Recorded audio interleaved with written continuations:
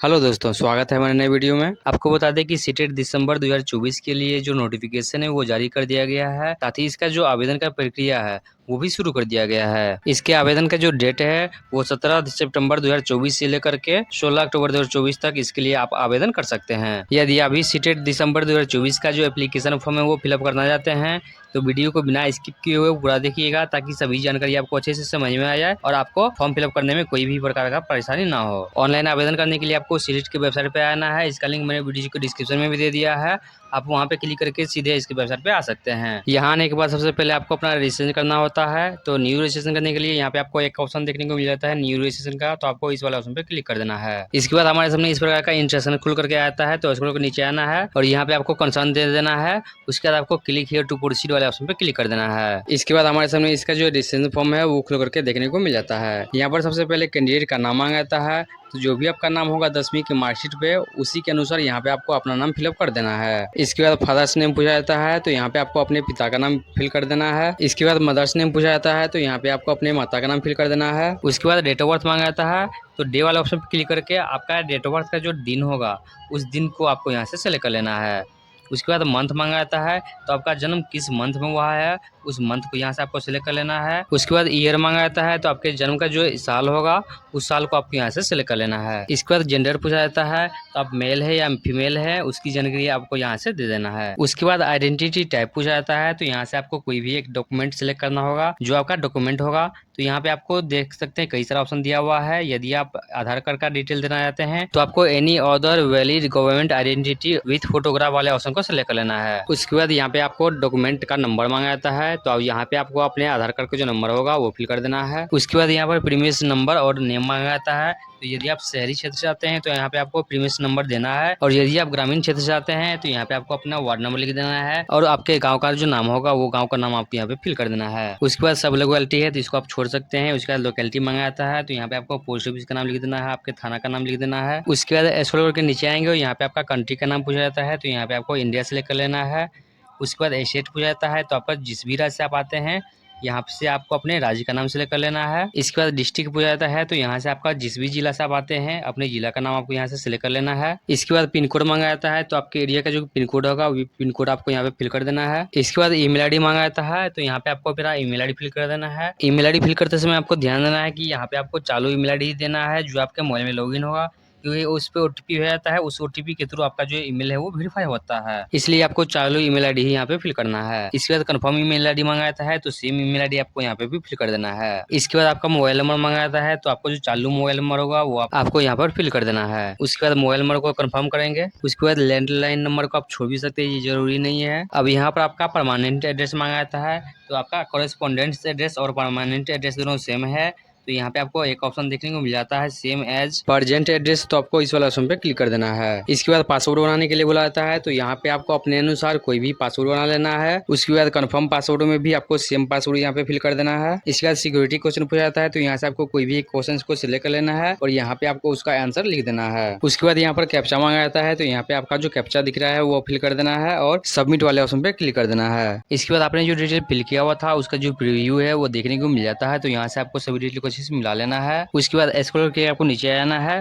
तो यहाँ पे आपको चेक बॉक्स देखने को मिल जाता है, तो यहाँ से आपको सभी चेक बॉक्स को टिक कर देना है। फिर आई एग्री वाले ऑप्शन को टिक कर देना है। उसके बाद सबमिट एंड सेंड ओटीपी वाले ऑप्शन को क्लिक कर देना है। उसके बाद पॉपअप आएगा, तो यहाँ से आपको येस वाले ऑप्शन को क्लिक कर देना है। इसके बाद आपने जो मोबाइल नंबर दिया हुआ था उस मोबाइल नंबर पे एक ओटीपी भेजा गया है, उस ओटीपी को यहाँ पे आपको फिल कर देना है और सबमिट वाले ऑप्शन पे क्लिक कर देना है। तो इस प्रकार आपका जो रजिस्ट्रेशन है वो कंप्लीट हो जाता है। अब यहाँ पर आपको एक ऑप्शन देखने को मिल जाता है कंप्लीट एप्लीकेशन फॉर्म का, तो आपको इस वाले ऑप्शन पे क्लिक कर देना है। इसके बाद थोड़ा सा वेट करेंगे। इसके बाद यहाँ पे आपको एक ऑप्शन देखने को मिल जाता है पर्सनल डिटेल का, तो आपको इस वाला ऑप्शन पे क्लिक कर देना है। यहाँ पर आपका कुछ डिटेल पहले से फिलअप रहता है, तो यहाँ से आपको सबसे पहले नेशनलिटी में आपको इंडियन सिलेक्ट कर लेना है। उसके बाद आपका कास्ट का कैटेगरी पूछा जाता है कि आप किस कैटेगरी में आते हैं, तो यहाँ से आपको अपने कास्ट का कैटेगरी सिलेक्ट कर लेना है। इसके बाद फिजिकल डिसेबिलिटी पूछा जाता है, तो यदि आप हैं तो यहाँ पे यस करेंगे, नहीं तो आपको नो वाले ऑप्शन को सिलेक्ट कर लेना है। एम्प्लॉयमेंट स्टेटस में आपको नॉट एप्लीकेबल कर देना है। उसके बाद कैप्चा फिल कर देंगे और सेव एंड नेक्स्ट वाले ऑप्शन को क्लिक कर देंगे। उसके बाद आपको यहाँ पे पॉपअप खुल करके आएगा, तो यहाँ से आपको येस वाले ऑप्शन को सिलेक्ट कर लेना है। इसके बाद यहाँ पर पूछा जाता है कि अप्लाइंग फॉर, तो आप किस पेपर के लिए अप्लाई करना चाहते हैं, पेपर 1 या पेपर 2 या आप दोनों पेपर के लिए अप्लाई करना चाहते हैं, वो आपको यहाँ से सिलेक्ट कर लेना है। इसके बाद लैंग्वेज वन पूछा जाता है, तो यहाँ से आपको कोई भी लैंग्वेज सिलेक्ट कर लेना है। हम यहाँ पे हिंदी सेलेक्ट कर लेते हैं। इसके बाद लैंग्वेज 2 पूछा जाता है, तो आप जो सब्जेक्ट रखना चाहते हैं वो सब्जेक्ट आपको यहाँ से सेलेक्ट कर लेना है। इसके बाद क्लास 1 to 5 के लिए जो मिनिमम क्वालिफिकेशन है वो मांगा जाता है। तो यदि आप इंटर के साथ डीएलएड किए हुए हैं तो आपको पहले नंबर वाले ऑप्शन को सेलेक्ट कर लेना है, और यदि आपका कोई दूसरा क्वालिफिकेशन है तो आपको यहाँ से चेक कर लेना है और उसकी जानकारी आपको यहाँ से दे देना है। इसके बाद क्लास 6 to 8 के लिए क्वालिफिकेशन पूछा जाता है, तो उसकी जानकारी आपको यहाँ से चेक कर लेना है और अपने अनुसार जो भी कोर्स आपने किया होगा उसके अनुसार यहाँ से आपको नंबर सेलेक्ट कर लेना है। उसके बाद पेपर 2 के लिए ऑफर सब्जेक्ट पूछा जाता है, तो यदि आप साइंस के स्ट्रीम से ग्रेजुएशन किए हुए हैं तो आपको मैथ एंड साइंस सेलेक्ट कर लेना है, और यदि आर्ट्स या कॉमर्स के स्ट्रीम से आप ग्रेजुएशन किए हुए हैं तो आपको सोशल साइंस वाले ऑप्शन को सेलेक्ट कर लेना है। इसके बाद क्वालिफाइंग एग्जाम पूछा जाता है, तो यदि आप डीएलएड किए हुए हैं तो यहाँ से आपको डिप्लोमा वाले ऑप्शन को सिलेक्ट कर लेना है, और यदि आप बीएड किए हुए हैं तो यहाँ पे आपको डिग्री एजुकेशन वाले ऑप्शन को सिलेक्ट कर लेना है। इसके बाद एग्जाम सेंटर पूछा जाता है, तो यहाँ से पहले आपको राज्य का नाम सिलेक्ट कर लेना है। उसके बाद यहाँ से आप डिस्ट्रिक्ट का नाम सिलेक्ट कर लेंगे जहाँ पे आप अपना एग्जाम सेंटर लेना चाहते हैं। तो इस प्रकार आपको 4 एग्जाम सेंटर सिलेक्ट कर लेना है। उसके बाद यहाँ पे आपको कैप्चा मांगा जाता है, तो कैप्चा फिल कर देंगे। कैप्चा फिल करने के बाद आपको सेव एंड नेक्स्ट वाले ऑप्शन पे क्लिक कर देना है। उसके बाद यहाँ पे आपको येस वाले ऑप्शन पे क्लिक कर देना है। अब यहाँ पर पास स्टेटस पूछा जाता है, आप पास है या पेयरिंग है तो उसकी जानकारी आपको यहाँ से सिलेक्ट कर लेना है। इसके बाद ईयर ऑफ पासिंग पूछा जाता है कि आप किस साल में बीएड या डीएलएड पास किए हुए हैं, तो उस ईयर को आपको यहाँ से सिलेक्ट कर लेना है। इसके बाद यहाँ पर कोर्स या स्ट्रीम का नाम पूछा जाता है, तो यहाँ से आपको कोर्स का नाम सिलेक्ट कर लेना है। इसके बाद यहाँ पर यूनिवर्सिटी या कॉलेज का नाम पूछा जाता है, तो जिस भी कॉलेज या यूनिवर्सिटी से आप बीएड या डीएलएड का कोर्स किए हुए हैं उस कॉलेज का नाम आपको यहाँ से सिलेक्ट कर लेना है। उसके बाद रिजल्ट टाइप सेलेक्ट करेंगे कि आपका जो रिजल्ट है वो परसेंटेज में है या सीजीपीए में है, तो यहाँ से हम परसेंटेज सेलेक्ट कर लेते हैं। उसके बाद टोटल मार्क पूछा जाता है कि आपका एग्जाम कितने नंबर का हुआ था, दोनों साल मिला करके वो नंबर आपको यहाँ पे फिल कर देना है। उसके बाद आपको कितना नंबर आया हुआ है वो नंबर आपको यहाँ पे फिल कर देना है। उसके बाद यहाँ पे आपको परसेंटेज ऑटोमेटिक देखने को मिल जाता है। उसके बाद इंस्टीट्यूट पिन कोड मंगाता है, तो आपका जो कॉलेज होगा जिस एरिया में है उस एरिया का पिन कोड आपको यहाँ पे फिल कर देना है। उसके बाद नीचे आएंगे और यहाँ पे आपको कैप्चा फिल कर देना है। कैप्चा फिल करने के बाद आपको सेव एंड नेक्स्ट वाला का एक ऑप्शन देखने को मिल जाता है, तो आपको इस वाला ऑप्शन पे क्लिक कर देना है। फिर यहाँ से आपको येस कर देना है। अब यहाँ पर आपको फोटो और सिग्नेचर अपलोड करने के लिए बोला जाता है, तो चूज फाइल पे क्लिक करके आपको फोटो और सिग्नेचर अपलोड कर देना है। फोटो जब आप सिलेक्ट करते हैं तो यहाँ पे आपको इस प्रकार देखने को मिल जाता है, तो यहाँ से आपको प्लस माइनस करके इसको एडजस्ट कर लेना है। जैसे आपका फोटो एडजस्ट हो जाता है तो यहाँ पे आपको एक ऑप्शन देखने को मिल जाता है डन का, तो आपको डन वाले ऑप्शन पे क्लिक कर देना है। उसके बाद आपको अपलोड वाले ऑप्शन पे क्लिक कर देना है। तो इस प्रकार आपको अपना फोटो और सिग्नेचर अपलोड कर देना है। उसके बाद कैप्चा फिल कर देना है और सेव एंड नेक्स्ट वाले ऑप्शन पे क्लिक कर देना है। उसके बाद पॉपअप खुल करके आएगा, तो यहाँ से आपको यस कर देना है। इसके बाद आपके एप्लीकेशन फॉर्म का जो फाइनल प्रीव्यू है वो देखने को मिल जाता है, तो यहाँ से आपको सभी डिटेल को अच्छे से मिला लेना है। उसके बाद नीचे आएंगे और यहाँ से आपको सभी चेक बॉक्स को टिक कर देना है। उसके बाद आई एग्री वाले ऑप्शन को भी टिक कर देना है। उसके बाद फाइनल सबमिट वाले ऑप्शन पे क्लिक कर देना है। इसके बाद यहाँ पर बताया यार कि आपने जो ईमेल आईडी है वो वेरीफाई नहीं किया है, तो सबसे पहले आपको ईमेल आईडी वेरीफाई करना होगा। ईमेल आईडी वेरीफाई करने के लिए आपको ईमेल वेरीफाई वाले ऑप्शन पे क्लिक कर देना है। उसके बाद यहाँ पे कैप्चा मांगा जाता है, तो यहाँ पे कैप्चा फिल कर देंगे।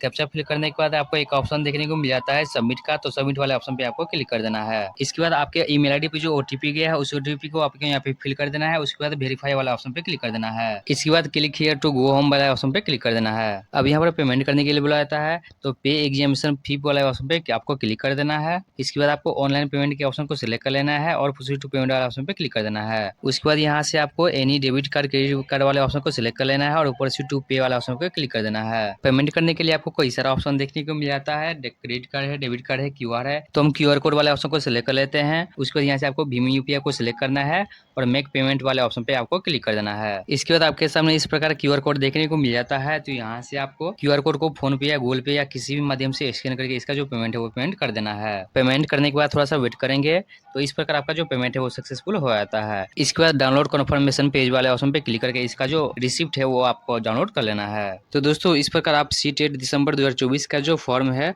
वो आप फिलअप कर सकते हैं। आशा करता हूँ कि वीडियो आपको अच्छा लगा होगा। वीडियो अगर आपको अच्छा लगा तो वीडियो को लाइक कीजिएगा तथा चैनल को सब्सक्राइब जरूर कर लीजिएगा, ताकि इस प्रकार की जो भी जानकारी है वो आप तक सबसे पहले पहुँचती रहे।